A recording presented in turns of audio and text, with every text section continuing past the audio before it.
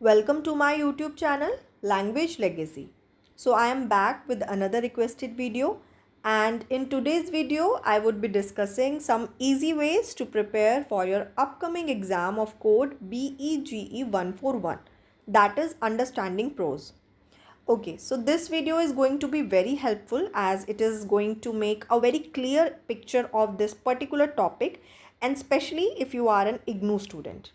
सो अगर आप भी उन स्टूडेंट्स में से हैं जिनके पास बहुत कम टाइम है to do preparations for your exams, so this is the right video.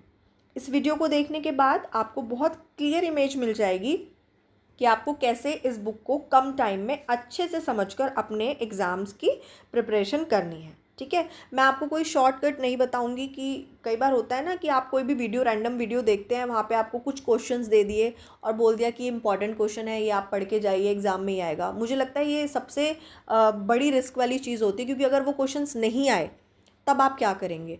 तो मैं चाहती हूँ, मैंने इसीलिए इस तरीके की वीडियो ये बनाई है कि आप इस वीडियो को देखें, आपको एक क्लियर इमेज मिल जाए कि आपको बेसिकली प्रिपरेशन कैसे करनी है और आप इजीली कम टाइम में अपनी पूरी बुक को कवर कर पाएँ. ठीक है, तो बेसिकली इस बुक में 4 ब्लॉक्स हैं और मैं उन चारों ब्लॉक को आपको अच्छे से डिवाइड करके समझाऊंगी कैसे आपको वो चारों ब्लॉक्स प्रिपेयर करने हैं. तो सबसे पहले आप एक बात समझ लें कि इग्नू की जो किताबें होती हैं, ठीक है, उनकी लैंग्वेज काफ़ी डिफ़िकल्ट होती है समझने में. तो होगा क्या, अगर आप डायरेक्ट रीड कर समझेंगे या डायरेक्ट रीड कर समझने की कोशिश करेंगे तो समझ तो आप पाएंगे नहीं और आपको ना और ज़्यादा वो डिफ़िकल्ट लगने लगेगा. ठीक है, तो मैं आपको यहाँ पर क्या करूँगी, सजेस्ट यही करूँगी कि जो भी टॉपिक मैं आपको आज वीडियो में डिवाइड करके दे रही हूँ, आप क्या करें कि उन टॉपिक को गूगल पे सर्च करें और यूट्यूब पे इजीली आपको उन टॉपिक से रिगार्डिंग वीडियोस मिल जाएंगी. उन वीडियोस को जाके चेकआउट करें और उन वीडियोस को देखने के बाद आप फिर अपनी बुक को रीड करें. ठीक है, उससे क्या होगा, आपको एक बेसिक समरी तो सुन लोगे आप. तो जब आप अपनी बुक को रीड करोगे उस समरी को सुनने के बाद, तो आपको ईज़िली वो चीज़ समझ आएगी जो आप अपनी बुक को रीड करके समझना चाहोगे. तो इसीलिए आपको ये टिप याद रखनी है, बुक रीड करने से पहले जो टॉपिक मैं आपको आज इस वीडियो में बताऊंगी, आपको उन सभी की शॉर्ट वीडियोस या वीडियोस यूट्यूब पे जाके, गूगल पे जाके सर्च कर ज़रूर देखनी है. ठीक है, तो अब बात करते हैं ब्लॉक 1 की. इसमें टोटल 4 इंपॉर्टेंट चीज़ें आपको समझनी है. ठीक है, सबसे पहला, what is prose. Basically prose is straightforward writing, या फिर जिसको आप डायरेक्ट राइटिंग भी बोल सकते हो. ये पूरी किताब प्रोज के बारे में है. इस बुक में आपको एक भी पोएम नहीं मिलेगी या पोइट्री के बारे में एक्सप्लेनेशन नहीं मिलेगी. तो आपको ये टर्म क्लियर होना चाहिए, व्हाट इज़ प्रोज. ठीक है, तो what is prose, you can say prose is a straightforward writing या डायरेक्ट राइटिंग. आपको डिफरेंस भी पूछा जा सकता है बिटवीन प्रोज एंड पोइट्री. ये one of the most important question है. ठीक है, अब दूसरी चीज़ आती है इस ब्लॉक 1 के अंदर, varieties of prose. So there are 3 varieties of prose: descriptive prose, narrative prose and expository prose. तो इन तीनों के रिगार्डिंग एज एन एग्जाम्पल आपको बुक के अंदर ही पैसेज दिए हुए हैं ब्लॉक 1 के अंदर. ठीक है, आप उन तीनों पैसेज को जब पढ़ोगे तो आपको समझ आएगा कि इन तीनों प्रोजेज में, वेराइटीज़ ऑफ प्रोजेज में क्या डिफरेंस है. ठीक है, वही मैं फिर से again I am repeating the same thing. आप ज़रूर इन पैसेज की शॉर्ट वीडियोज़ या वीडियोज़ देख लीजिएगा यूट्यूब पे एंड उसके बाद टेक्स्ट रीड करिएगा. ठीक है, फिर तीसरी चीज़ आती है ब्लॉक 1 में, forms of pros, which is short story, novel, essay, biography, autobiography, diary, speech, letter and travelogue. ठीक है, एंड लास्ट चीज़ आती है ब्लॉक 1 के अंदर, figures of speech, which is simile, metaphor, image, symbol, personification, hyperbole, understatement और litotes, या फिर last है आयरनी. तो basically writers figures of speech का यूज़ क्यों करते हैं? Writer use figures of speech to draw attention of the reader to the language and to communicate the experience more effectively with them. ठीक है, तो figures of speech मैंने अपनी previous video में भी एक्सप्लेन किया हुआ है. तो आप इस वाले टॉपिक को मेरे यूट्यूब चैनल पे जाके सर्च कर सकते हैं. फिगर्स ऑफ स्पीच आपको 2 पार्ट हैं, वो दोनों मिल जाएंगे, अवेलेबल है. ठीक है, so you can go and check out those videos. Now अब आपको इन सभी टर्म्स को समझना है और समझकर आंसर लिखना है. ठीक है, तो आप पहले वीडियोस को देखेंगे, फिर बुक को एक बार रीड करेंगे. अब आपको रट्टा नहीं लगाना है बेसिकली आंसर्स का. ठीक है, अब आपको समझना है एंड आंसर आप खुद ब खुद बना के लिखेंगे, आपको प्रॉब्लम नहीं आएगी, ठीक है। Now coming to the next block which is block 2। तो ब्लॉक 2 के अंदर आपको फॉर्म ऑफ प्रोज, देखिए ब्लॉक 2, ब्लॉक 3 और ब्लॉक 4, इन तीनों में आपको फॉर्म ऑफ प्रोज डिवाइड करके समझाई गई हैं। ब्लॉक 2 में आपको 2 फॉर्म ऑफ प्रोज समझाई गई हैं, story, short story and essay. Block 3 में आपको 2 फॉर्म और समझाई गई हैं form of prose which is biography and autobiography, and form of prose समझाई गई हैं, ठीक है, which is diary, speech, letter and travelogue, ठीक है। तो basically block 2, block 3 and block 4 is all about form of prose, ठीक है। तो अब यहाँ पर आपको ब्लॉक 2 में 2 शॉर्ट स्टोरी और 2 ऐसे दिए गए हैं। शॉर्ट स्टोरी कौन कौन सी है? Misery and mother. और ऐसे कौन कौन से हैं? Shooting an elephant and on seeing England for the first time, ठीक है। तो शॉर्ट स्टोरी और दोनों ऐसे, दोनों शॉर्ट स्टोरी एंड दोनों ऐसेस की आपको समरी ईजीली अवेलेबल है यूट्यूब पे, जाके देखिए और फिर उसके बाद इनका टेक्स्ट आपको रीड करना है, ठीक है। फिर जो भी क्वेश्चन इनके अकॉर्डिंग आपको क्वेश्चन पेपर में पूछा जाएगा, आप इजीली बना के आंसर लिख दोगे।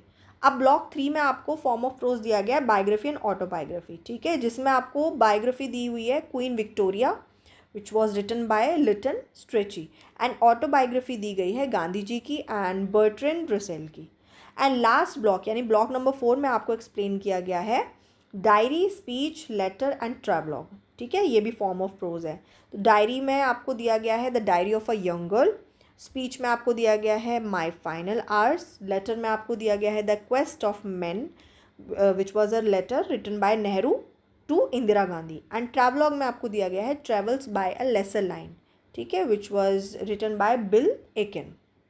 सो ब्लॉक 2, ब्लॉक 3 एंड ब्लॉक 4 में आपको फॉर्म ऑफ प्रोज एक्सप्लेन किए गए हैं, और ब्लॉक 1 में आपको वेराइटीज़ ऑफ प्रोज या व्हाट इज़ प्रोज या फिगर्स ऑफ स्पीच एक्सप्लेन किया गया है।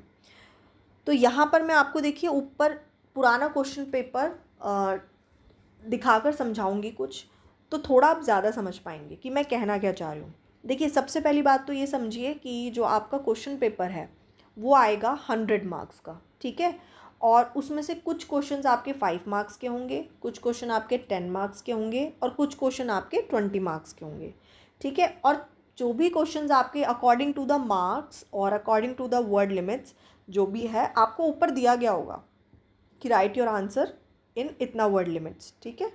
मोस्टली दिया होता है, कई कई होता है कि कई बार ना नहीं भी दिया हो word limits, but mostly word limits ऊपर मेंशन होता है।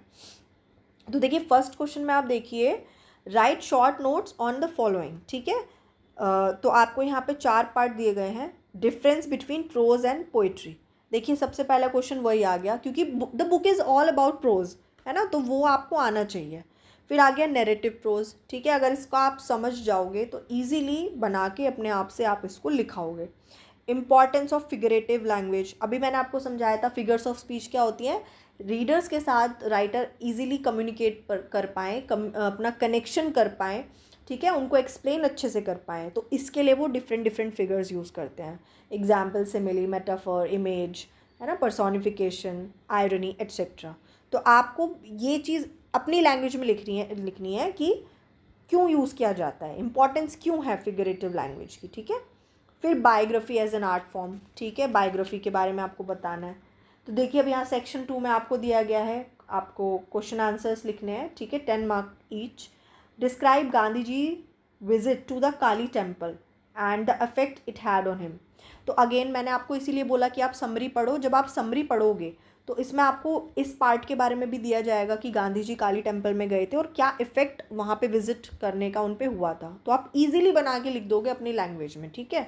देखिए आपका आंसर सही होना चाहिए, आपका जो आप टीचर को समझाना चाह रहे हो ना वो बात क्लियर होनी चाहिए। आप घुमा फिरा के एक पेज भर दोगे और सोचोगे मार्क्स मिल जाएगा, वो नहीं हो पाएगा। इसीलिए आई एम सेइंग कि अच्छे से समझो एंड फिर बना के लिखो सो दैट आपको अच्छे मार्क्स मिले। इसी तरीके से आपको देखिए सेक्शन सी में भी कुछ क्वेश्चंस दिए हुए हैं, ठीक है, जैसे कि ये 20 मार्क्स का क्वेश्चन है, ठीक है। What compels Iona to eventually tell his story to the mare in the short story Misery. Iona कौन था? स्लेज ड्राइवर था, ठीक है। तो क्या ऐसी बात हुई जिस वजह से आयोना ने लास्ट में अपनी जो दुख भरी कहानी है वो अपनी मेयर, ठीक है, अपनी मेयर, उसकी पालतू मेयर थी, उसको सुनाई, ठीक है। तो आपको ये एक्सप्लेन करना है। अब आपको अगर पूरी स्टोरी पता होगी शुरू से लेकर एंड तक, तो आप इजीली आंसर बना दोगे कि क्या क्या हुआ था कि आयोना को मजबूरी में अपनी कहानी अपनी पालतू मेयर को सुनानी पड़ी। तो इसके लिए आपको समरी पता होगी तो आप बना लोगे ना आंसर। तो समझ रहे हो मैं कहना क्या चाह रही हूँ, कि आपको समरी पता होनी चाहिए। बेसिकली आपको जो आपका टेक्स्ट है, बुक के अंदर जो भी आपको टेक्स्ट दिया हुआ है, जो कंटेंट दिया हुआ है, उसका आपको समरी पता होना चाहिए, सो दैट आपको किसी भी बीच में से कोई भी क्वेश्चन अगर पुट कर लिया जाए तो आप उसको कनेक्ट करके आंसर लिख पाओ। That's why I am saying shortcut मत लेना कि कुछ क्वेश्चंस आपको कहीं से रैंडमली किसी ने सजेस्ट किया एंड आप उनको पढ़ के चले गए हो। मेरे कहने से अगर आपके पास एक हफ़्ता भी है, 4-5 दिन भी हैं, तो आप समरी इजीली देख सकते हो। ज़्यादा टाइम टेकिंग नहीं होती हैं। यूट्यूब पे जो वीडियोज़ हैं 8-10 मिनट, कुछ मिनट्स की वीडियोज़ होती हैं। तो अगर आप 10-15 वीडियोज़ भी देख लोगे तो ईज़िली आप अपना 4-5 दिन में भी पास होने जितना कंटेंट आप समझ पाओगे। तो आई होप आपको मेरी ये वीडियो समझ आई होगी।